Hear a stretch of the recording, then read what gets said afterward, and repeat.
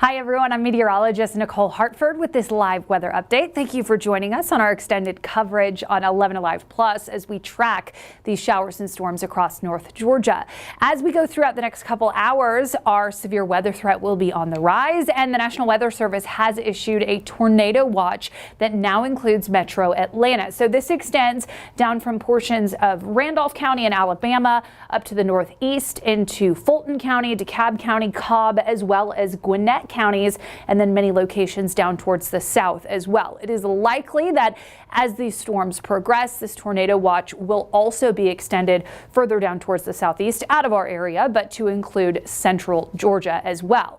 This tornado watch will be in effect until 7 o'clock this evening. So we're going to be on the lookout for some isolated storms that could produce some rotation and possibly isolated brief spin-up tornadoes. Right now, those showers and storms are moving across the state. We started to bring the heavy rainfall into portions of northwest Georgia early this morning, and we're seeing an uptick, at least in the lightning count associated with this, into our far western counties. A lot more lightning extending into portions of Alabama through Cleburne County into Randolph County. But some of that thunder and lightning is also starting to push into portions of Polk as well as Haralson County as well. And a few of those lightning strikes into the northwestern corner of the state. Now, a lot of the heaviest rainfall is along the leading edge of this line of storms. And that's really where we're going to be watching when it comes to the risk for severe weather and when it comes to the risk of rotation. Right now, some of that heavy rainfall extending through portions of Rome, through Floyd County,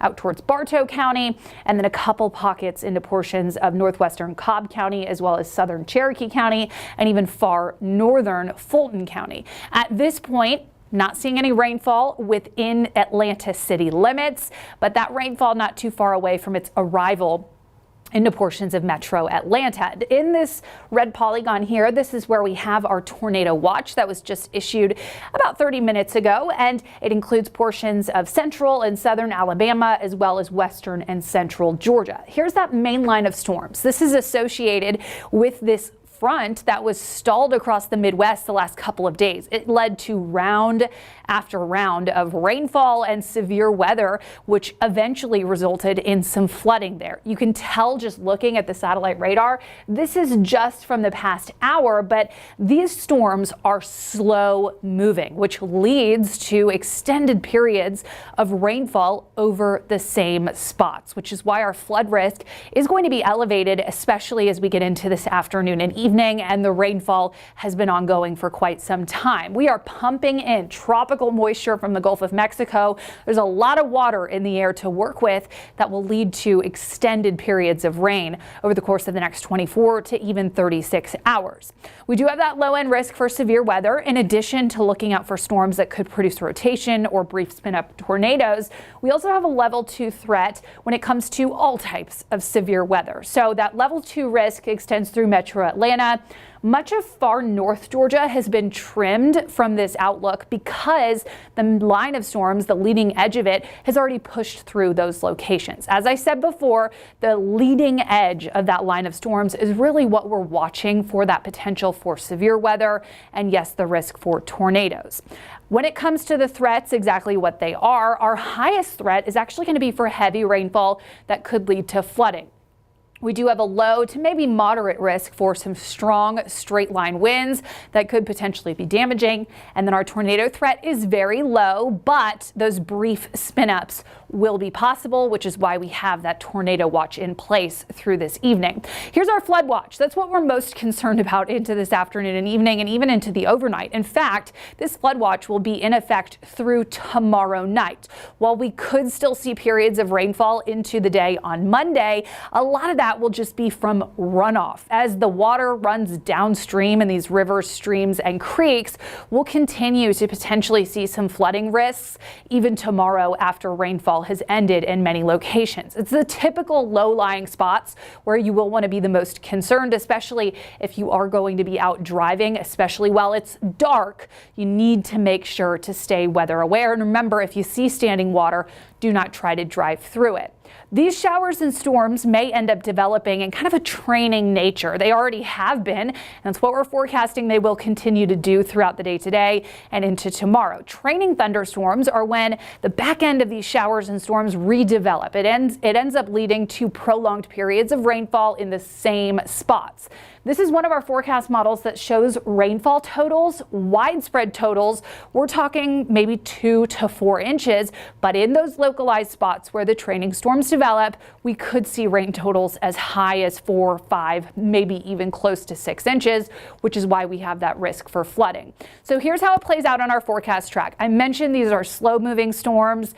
And that is the truth. These will very slowly sink down towards the southeast. As the day continues, temperatures will start to warm up a little bit further ahead of the rainfall, and that warmth will act as fuel for showers and storms, adding some instability to the atmosphere to really aid in the development of some potentially stronger to even severe storms. Our forecast track pushes those storms into metro Atlanta. Likely within the next hour or two, we'll start to see some of the heavier rainfall, and then periods of rain continue through the afternoon and the evening. So if you do have those outdoor plans, not only do you need to stay weather aware, it is very likely that through metro Atlanta, you'll have to move them indoors at some point this afternoon.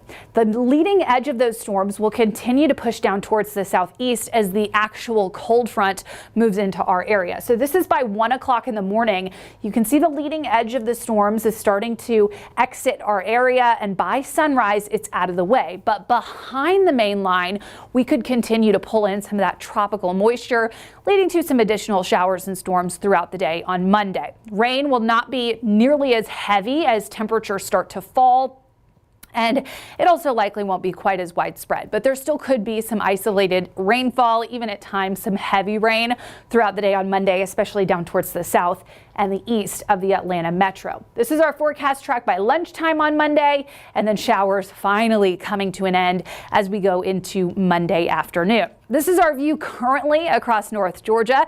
This is out at Truist Park, where things are certainly looking overcast and perhaps a little bit foggy. The Braves still scheduled to play their game in just a couple of hours.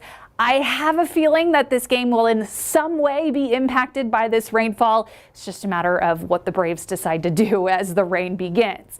Out towards Rome, it has been raining heavily at times there for the past couple of hours.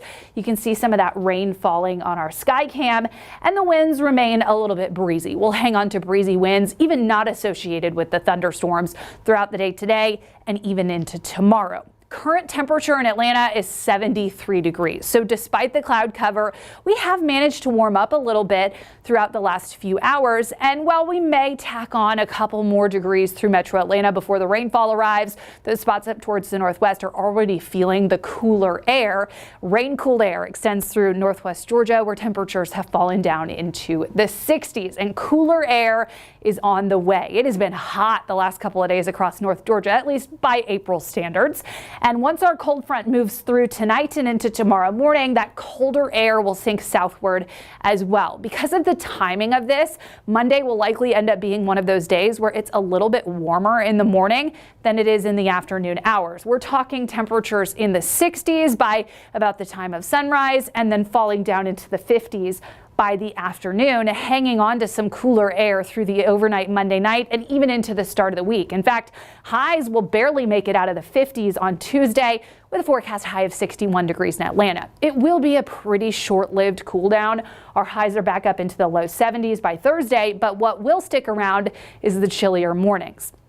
Sunday storms still on track for today. We'll be tracking these all day today and even into tonight. We'll have our extended coverage here on 11 Alive Plus, as well as our normal broadcast shows on air on 11 Alive at 6 o'clock and then at 11 o'clock. And as necessary, we will break into any programming if we have to, if warnings are issued. Sunday storms do bring the risk for some severe weather. So through tonight and even into tomorrow morning, you'll need to stay weather aware for that threat of some heavy rain, some gusty winds, maybe even a brief isolated spin-up tornado. The rain clears out slowly throughout the day on Monday. We are back to sunshine by Tuesday, and then temperatures gradually warm up. Take a look at those morning low temperatures, though. I know I am probably not the majority here, but I like the cooler air, and we'll get some refreshing mornings as we get into Tuesday morning and Wednesday morning. A lot of spots by Wednesday will even be waking up in the 30s. We will continue to have extended coverage here on 11 Alive Plus. You can tune in.